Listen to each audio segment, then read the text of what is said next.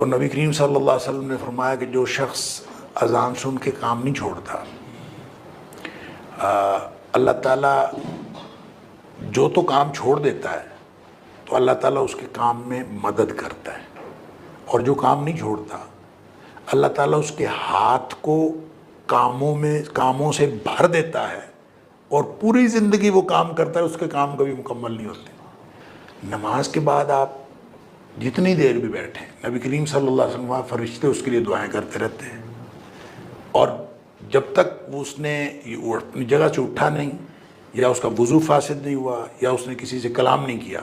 فرشتے اس کے لیے دعا کرتے رہتے ہیں۔ تو ہم کتنے دیر بیٹھتے ہیں؟ ہمارے پاس وقت نہیں ہوتا، ہم بیٹھتے نہیں۔ ذرا بیٹھ کے دیکھیں، جب بیٹھتے ہیں تو آپ کی اسی وقت آپ کو اپنی طبیعت کے اندر ٹھہراؤ محسوس ہونا شروع ہو جائے گا۔ اگر آپ 5-10 منٹ بھی ہر نماز کے بعد بیٹھنا شروع کر دیں تو اس سے